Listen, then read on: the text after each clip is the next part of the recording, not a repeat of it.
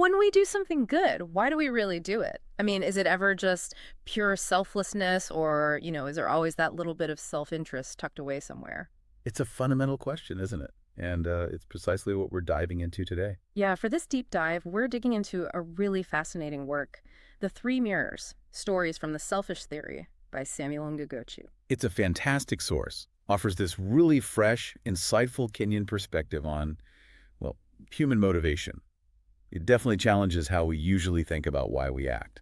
So, our mission today is basically to unpack Ngoci's selfish theory.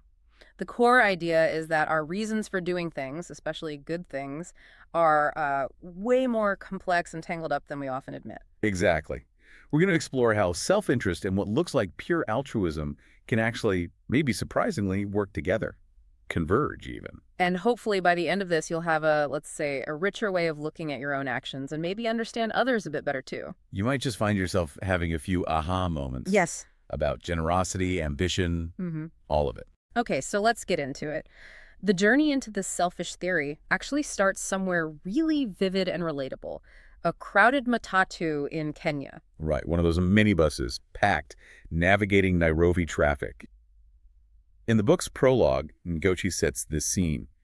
Three passengers are debating why people help each other. You've got this sharp businessman, a curious university student, and a wise elderly woman. And they're having that classic debate, the businessman. He's all about strategy, building networks, reputation, The student talks about evolution, like we're programmed for group survival or something. And the elderly woman. She just says, quite simply, we help because we must live with ourselves. Such different takes. And then the conductor, who's been listening while collecting fares, chimes in. Yeah, and his observation is just brilliant. He says, you're all right, and you're all wrong. Love that. He goes on, the same person helps for different reasons at different times. Sometimes for tomorrow's favor, sometimes because their grandfather's spirit watches, sometimes because they can't sleep at night if they don't. Wow. So it's not one single reason. Exactly. And when the student pushes him, like, but which one is the real reason? Conductor just shrugs. And says, Does it matter? The help still happens. that really cuts to the heart of it, doesn't it? That's the core paradox Ngoci builds on with his selfish theory. Precisely. The theory suggests we humans are, well, simultaneously calculating and caring.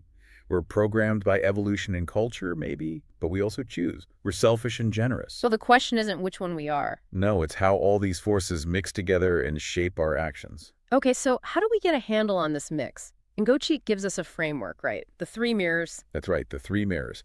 And it's crucial to understand these aren't like separate types of people. Ngoci says they're three aspects of every person, all integrated within us. Okay, aspect one, the first mirror. The first mirror is all about immediate returns or consequences. Think instant gratification. Like getting praise or recognition. Exactly. Or just avoiding the bad stuff, getting shunned, people whispering about you. It's that quick feedback loop. You do something, you get an immediate reaction, positive or negative. Got it. Okay, so the second mirror. The second mirror reflects strategic investment. This is where we're thinking longer term. So actions taken with a future benefit in mind. Precisely. Building social capital, making connections that might help your career or business later, investing in relationships.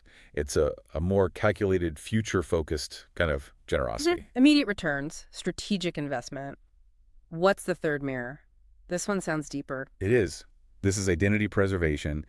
And Ngoci also calls it existential selfishness, which is a striking term. Existential selfishness. Yeah, what does that mean? It means acting in a way that maintains your core sense of self. You do something or don't do something, because acting otherwise would mean becoming someone you fundamentally can't live with being. So it's about preserving who you believe you are. Exactly. The source uses the analogy of Daniel from the Bible, the Daniel moment. His refusal to worship the Babylonian gods wasn't just selfless piety in this view. How so? It was also profoundly an act of self-preservation. He couldn't betray his identity as a faithful Israelite. To do so would have destroyed his sense of self. He had to act that way to remain Daniel. That's a really powerful way to frame it. So these three mirrors, immediate, strategic, identity, they're all working at the same time. That's the key insight. They're intertwined. We're not usually picking just one motive. They blend together, influencing our choices simultaneously. Okay, this is fascinating conceptually. Let's make it concrete. The source uses case studies, right? Tell us about Grace. Ah, yes, Grace Wanjiku. Her story really brings the theory to life. She's a software engineer, living in a small studio in Silicon Valley, earning a decent salary, about $120,000. Sounds like she's doing okay. On the surface, yes. But her family WhatsApp group back in Kenya is constantly pinging. Requests for money pile up. The black tax, as it's sometimes called. Exactly. KHH 200,000, that's about, what, $1,500 maybe for her mother's operation. KHH 80,000 for her cousin's school fees. Money for the church roof repair. It adds up. And this is a big chunk of her income. A huge chunk. After her own expenses, these requests eat up nearly half of what's left. Her own dreams, buying property, starting a business, keep getting pushed back. That sounds incredibly stressful. How do the three mirrors apply here? Well, her friend Mercy encourages her to look at it through that lens. And Grace starts to unpack her own motivations. First mirror, immediate returns. What does she find there? She admitted quite honestly that she loved getting those God bless you Grace messages. She actually enjoyed being the family hero, that feeling of importance when they called her our daughter in America. So there was a definite, immediate emotional reward. Absolutely. A clear first mirror reflection. Then the second mirror, strategic investment. Did she see that too? Yes. She realized she planned to return to Kenya eventually. Sending money now was, in a way, investing in her future social capital. That family network would be vital for support, connections, maybe even for starting her business back home. Makes sense. Practical, long-term thinking. But what about the third mirror? Identity preservation. That was the kicker. This was the most profound layer for her. She confessed she sends the money because she just can't be the person who made it and forgot where she came from. Wow. So it was tied directly to her sense of self. Deeply. She said, I can't live with being that kind of Kenyan. It would destroy who I think I am. It was her own kind of Daniel moment. Upholding her identity was non-negotiable. So she's caught between these financial pressures and these deep-seated motivations. How does she resolve it? The turning point came when Mercy asked her that simple yet profound question. But Grace, does it matter why you do it if the result is good?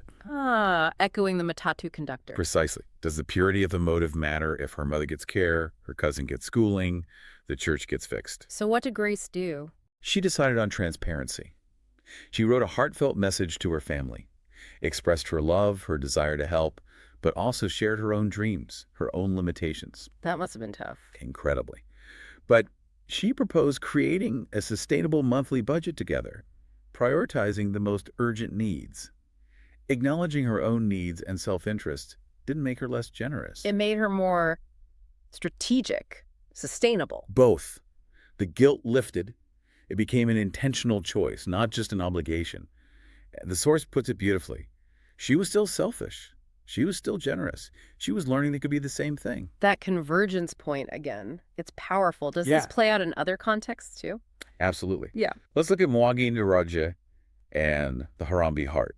Mwangi's just returned to his hometown, Nyeri, after years working in Dubai. Yeah. Saved up, planning to start a construction company. Okay, he's made it back home with some capital. Right. And he immediately attends Harambee, a community fundraiser for a new secondary school. Everyone knows he's back, knows he has money. The expectation is huge. Pressure cooker situation. Totally. He feels the weight of expectation. It's the Kikuyu way, the Kenyan way, to contribute generously, especially if you've been away and done well. But he also feels resentment. Resentment? Why? Because he earned that money the hard way. Years in Dubai, living 4 to a room, scrimping, sending money home already. Now the community expects a big chunk of his startup capital. Okay, so let's run the mirrors. First, mirror, immediate consequences. Obvious. Give generously. Public praise, respect, maybe even a spot among the village elders. Refuse or give too little. Whispers, maybe social isolation, possibly even subtle sabotage for his new business. High stakes immediately. Right. Second mirror, strategic investment. Clear as day. Yeah. His construction company needs the community, needs permissions, local labor, referrals. Contributing to the school, that's marketing, that's relationship building. Plus, a good school boosts the area, maybe even its future property values. Smart business, really. Okay, makes sense. And the third mirror, his identity. This was deep, too. Mwangi saw himself as someone who remembered where he came from. His father instilled that value. Not contributing felt like betraying that core part of himself, his own Daniel moment. He couldn't be the guy who came back rich and turned his back. So, facing all this pressure, resentment, calculation, identity, what did Mwangi do? He found a brilliant way to align everything. He pledged a good sum, KSH 100,000, But he also offered something else. What was that? He proposed his new company build the school at cost. Oh, that's clever. Incredibly. It stretched the Harambee funds further, showcased his company's skills right away, and he included a plan to train local youth during the construction. Wow. So he turned a potential obligation into a strategic opportunity that also served his identity. Exactly. The source calls it the best business decision Mwangi never planned to make. The project became a live portfolio, trained his first 12 employees, and led to contracts all over Nairobi County. That's amazing. And Mzee Karanja, the village chairman, summed it up perfectly. People think selfishness and community service are opposites, but the best development happens when they dance together. When helping others helps yourself, the help lasts longer. That's powerful. It really is. Mwangi's company grew. The school thrived. A perfect example of that convergence. So this isn't just for adults navigating complex finances or business decisions. What about kids? Does it start young? Fascinatingly, yes. The source includes the story of Akinyi Otieno, a 7-year-old girl in Kibera Primary School. Kibera, the large informal settlement in Nairobi. Yes, Akinyi comes from one of the poorest families, yet she's known for incredible generosity, sharing her lunch, giving away pencils, just pure kindness, it seemed. Her teacher, Miss Wanjiku, was intrigued. Seemingly pure altruism in a child. Right. Miss Wanjiku even did a little test. She gave Akinyi 2 mandazis, those Kenyan donuts, one plain, one sugar-coated. A visitor came in looking sad. Miss Wanjiku asked Akinyi to give the visitor one. And Akinyi gave. The sugar-coated one. Without hesitation. When asked why, she just said she was sad. The sweet one would make her happier. Wow. Just pure empathy, no calculation. None visible. Just an immediate, compassionate response. That pure, unclouded mirror. But does it stay that way? Well, the source describes an evolution. Over the next few months, as Akinyi got older, navigated the social world of school more, her generosity started showing, let's say, strategic layers. How so? She began noticing who shared back. She started, maybe subtly, expecting a bit of recognition. Sometimes she'd mention her good deeds to the teachers. Ngoci calls it the birth of sophisticated social intelligence. So she's learning the social rules, the give and take. Exactly. And interestingly, even at 7, she seemed to grasp the third mirror concept instinctively. During a Bible lesson about Daniel, And Daniel again? he keeps showing up. Akinyi asked, maybe Daniel couldn't pretend because it would make him feel bad about himself. Oh. Yeah. She added, like when I don't share, I feel bad even if no one sees. She understood that internal consequence, that identity piece, even then. That's incredible insight from a child. So as she grew, By age 9, the source suggests, she was unconsciously operating on all 3 levels. Sharing lunch, yeah, but maybe with an eye on future trades, level 1. Helping teachers, maybe hoping to become a class prefect, level 2. And still helping simply because I can't be the kind of person who doesn't help, level 3. so the complexity develops over time. The initial empathy isn't lost, it just gets layered. Precisely. It evolves. By age 12, Akinyi was elected head girl. Her campaign was all about inclusion, helping hungry classmates. And did she acknowledge her own motivations? Remarkably, yes. In her acceptance speech, she said something like, I want to help people because it makes me happy, because it makes friends, because it's who I want to be. All 3 reasons are true. Wow, that's incredibly self-aware. So understanding our self-interest doesn't make us less moral. Ngoci argues it can actually make us more effective, more strategic about being moral. Okay, let's shift gears slightly. What about big business? High-stakes decisions. Does this theory hold up? The source offers a compelling case study here. David Muchiri, CEO of Malima Pay. Malima Pay. That's the fintech startup for smallholder farmers, right? Huge impact across East Africa. Exactly. 2.3 million users, significantly boosting farmer incomes. A real success story. But David faced a massive crossroads. What was it? A $50 million venture capital offer. Huge validation, huge opportunity. But there was a big string attached. Which was? The VCs wanted him to relocate Malima Pay's headquarters from Nairobi to San Francisco. Ah, the classic Silicon Valley pull. Let's break this down with the mirrors. First, mirror, immediate gains. Huge. We're talking instant wealth. $30 million on paper for David personally. Enough to buy his parents a house, send siblings abroad. The allure of going from bootstrapping entrepreneur to multimillionaire overnight. Very powerful. Understandable. Second mirror, strategic positioning. Also very strong. Moving to SF meant access to the global tech ecosystem, top-tier talent, easier follow-on funding, a pathway to international markets. The VCs painted a picture of a billion-dollar valuation. The standard playbook for global tech success, basically. Pretty much. But then, the third mirror, identity preservation. It seems like it would be a big one for him. Massive. David had built his entire company, his entire narrative around creating solutions for Africa from Africa. His TED Talk, Why Africa Doesn't Need Silicon Valley, had gone viral. Right. So moving would fundamentally contradict that identity. Exactly. He risked becoming another African who made it and left. He explicitly called it his Babylon moment, referencing Daniel again, a test of his core principles, his identity as an African innovator solving African problems. So what did he do? Torn between massive opportunity and core identity. He didn't just say no. He got creative. He went back to the VCs with a counterproposal. Which what? Take the $50 million, yes, but keep the headquarters firmly in Nairobi. Focus on expanding across Africa first. He pitched Mukulima Pay not as the next Silicon Valley clone, but as the African Alibaba. Bold move. How did he convince them? With hard data. He showed their metrics. 80% lower user acquisition costs in Africa compared to Valley competitors, 60% higher customer retention. He made the business case for staying local. And the VCs bought it. They did. The deal closed. HQ stayed in Nairobi, and the results were spectacular. Tell me. Within 2 years, Mukulima Pay expanded to 12 African countries. Valuation hit $2 billion, and the kicker, Go on. those same US VCs opened their first ever African office in Nairobi to be closer to the action. Wow. So staying true to his identity wasn't just principled, it was profitable. The most profitable strategy, as the source puts it. David became a global icon of reverse innovation, proving world-class solutions could originate in Africa and scale globally from there. Incredible story. It really shows how aligning those mirrors can lead to unexpected success. It absolutely does. It's not always about business or tech either. Consider Dr. Sarah Nyong'o, Okay, who is she? a top pediatric surgeon working in London, highly successful, earning around £300,000 a year. Comfortable, predictable life. Sounds like she's reached the pinnacle of her profession. In many ways, yes. But then she makes this huge decision. She leaves London and returns to Kenya to work at Kenyatta National Hospital. Kenyatta National, the main public hospital in Nairobi. For what kind of salary? About 1/10 of what she earned in London. Wow. That's a massive change. The media must have loved it. Brain gain, right? Exactly. They hailed her as a hero. But internally, Sarah described the decision as tearing her apart. Let's apply the mirrors. What were the voices pulling her back to Kenya? First mirror. Immediate rewards. Definitely there. The hero's welcome was intense. Media frenzy, government recognition, apparently President Ruto himself called her.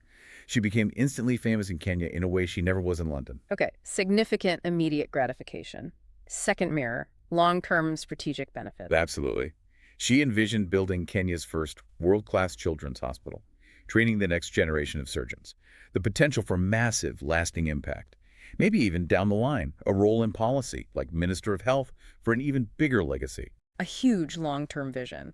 And the third mirror, identity. This was perhaps the most powerful driver. She told herself she became a doctor to save children's lives. And in Kenya, the need was so immense, she could potentially save thousands. She felt she had always known you'd come home. Like a calling. Yes. And staying in London, despite the comfort, started to feel like a betrayal of her core purpose. It would kill something essential in her spirit, as she put it. Her Daniel moment was realizing she could not go back if she wanted to live with herself. So she goes back. Was it what she expected? The reality on the ground was brutal. Kenyatta National Hospital back then. 1980s equipment, frequent power outages, resources stretched thin. She saw children die who might have lived in London. She was close to quitting. That sounds heartbreaking. What kept her going? Conversation with her old mentor in London. He asked her a simple perspective-shifting question. Sarah, are you only counting the children in your operating room? What did he mean? He meant, look at your total impact. Not just the surgeries you perform, but the system you're changing. Ah, the ripple effect. Exactly. So Sarah started documenting everything, treating 6 surgical residents, spearheading fundraising that brought in $2 million for new equipment, attracting other diaspora doctors back, fast-tracking the proposal for the new dedicated children's hospital, inspiring medical students. She was a catalyst. Precisely. She realized, in London, I was one excellent surgeon among many. In Kenya, I'm a catalyst. That's a profound shift. It allowed her to integrate everything. She leveraged her fame, Level 1, for fundraising. She used her expertise to advise the Ministry of Health, Level 2. And she found peace with her core identity, Level 3. And the outcome. 2 years later, she led the team that performed the first successful separation of conjoined twins in East Africa, a landmark achievement. She said she realized, comfort was killing my soul. I didn't come home to sacrifice. I came home to become the person I was meant to be. Wow. Her deepest self-interest, her identity, was fulfilled by serving something much larger. Exactly. 5 years later, the new children's hospital was under construction, and she was genuinely being talked about as a future cabinet secretary for health. These stories are so powerful in illustrating the theory. What about the political arena? That seems like a place where motivations are really complex. Oh, absolutely. The source tackles this head-on with Wanjiku Kariuki, who's running for governor of Kiambu County, a major county near Nairobi. Okay, a political campaign. Prime territory for mixed motives. Definitely. Wanjiku is very self-aware. She knows the standard political speech is all about pure service. But she admits to herself it's more complicated. She does want to serve, but she also, frankly, craves the power, the platform. The influence, the respect. Yes. And the desire to prove herself, the thrill of winning, even the perks of office, the residence, the security detail. She acknowledges all of that internally. What got her into politics in the first place? It started, interestingly, after her daughter's school was burglarized. She was already successful in business, running a logistics company. But that incident made her realize having personal wealth wasn't enough if the whole system was broken. Ah, so a genuine desire for systemic change. Yes, a real drive to fix the system for everyone. But mingled with that was also a desire to matter in a way that went beyond her logistics company's quarterly profits, a need for a different kind of significance. So let's apply the framework Ngoci uses here. The 3 campaigns. What's the first one? The public narrative. This is the official story, emphasizing sacrifice. Leaving her profitable business, taking a pay cut, dedicating herself 247 to the people. Standard campaign stuff. Okay, the second campaign. The strategic game.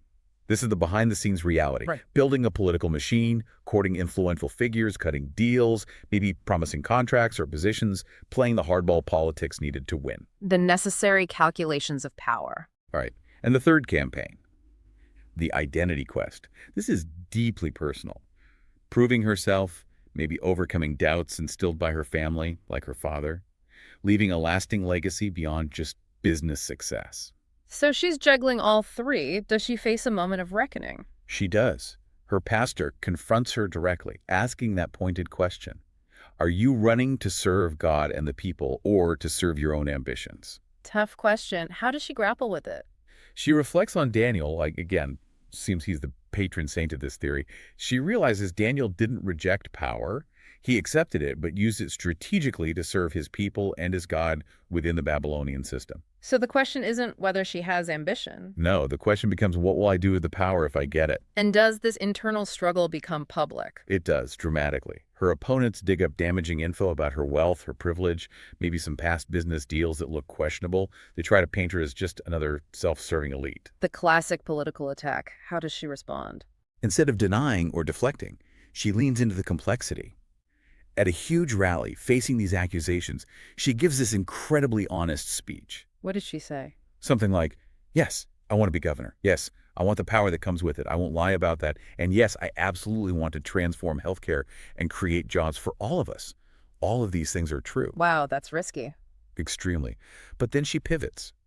The real question isn't whether I have ambition. The question is, do you trust me to use my ambition to serve your interests? How did people react? They loved it. That raw honesty cut through the usual political spin. It resonated. She won the election by the largest margin in the county's history. Amazing. So embracing the complexity worked. It did. She learned that her political interest and the public interest didn't have to be opposites. Her ambition could fuel her service, and her service could channel her ambition productively. Good leadership often comes from people who want to lead and know how to use that power effectively. Okay, so pulling all these incredible stories together, Grace, Mwangi, Akini, David, Sarah, Wanjiku, what's the big takeaway from Ngoci's work? The core message is really about integration. All these individuals, in their own ways, learned they didn't have to choose between immediate rewards, strategic goals, and their core identity. They learned to weave them together. It's not about eliminating self-interest, but aligning it. Exactly. Ngoci sums it up beautifully. Humans are simultaneously self-interested and other regarding calculating and caring, individual and communal. We are not contradictions, we are symphonies. I like that symphonies. It suggests harmony is possible from these different notes. What about faith? Does this theory conflict with religious ideas of selflessness? Ngoci argues, interestingly, that it doesn't oppose faith, but actually helps explain how faith often works in practice. Think about the commandment, love your neighbor as yourself. It assumes self-love, or at least self-regard, is natural. Precisely. Yeah. And that idea of existential selfishness, preserving your identity. Ngoci suggests that sometimes acting selflessly according to your deepest values is the highest form of self-preservation, preserving the self you can live with. That makes sense. And the focus on Kenyan stories seems important too. Very much so. The source presents Kenya as this dynamic space where traditional communal values and modern individual aspirations aren't necessarily at war. They're often in this creative tension, learning to, as Mazie Karanja put it, dance together. And Akinyi's story really drives home that this is developmental, right? We're not born fully formed in our motivations. Absolutely. We start with perhaps simpler empathy, and then as we grow, we develop more sophisticated ways of navigating the world, integrating strategy and identity, hopefully without losing that core compassion. So understanding this complexity, understanding our own selfishness in this broader sense, what does that give us? Freedom, perhaps. Liberation from guilt, maybe. Acknowledging our mixed motives doesn't make us bad people. Ngochi suggests it can actually make us better, more strategic, more sustainable in our efforts to do good. Because we're working with our nature, not against it. Exactly. The fundamental point, the convergence, is that often doing good for others becomes the best way to serve ourselves, and serving ourselves becomes the most effective way to help others. It's built into our social wiring. So for you listening right now, how can you use this? Well, think practically.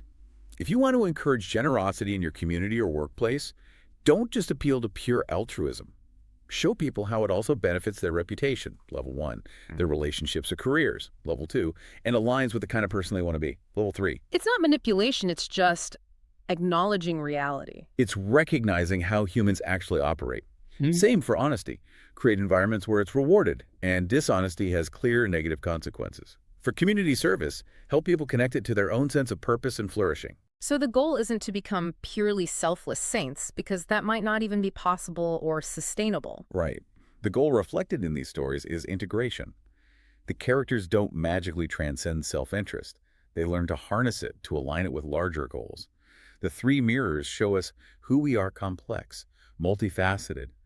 The wisdom lies in understanding that reflection and working with it. Being, as Ngochi says, Being selfish enough to be generous, strategic enough to be spontaneous, calculating enough to be caring.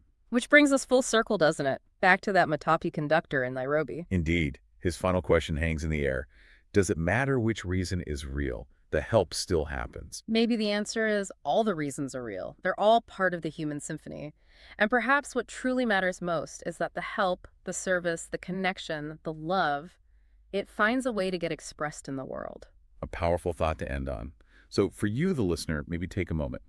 How do your own three mirrors reflect your motivations in your work, your family, your community? And now, understanding this magnificent, messy complexity, how might you more consciously, more strategically align your own multifaceted interests to help build the kind of world you genuinely want to live in?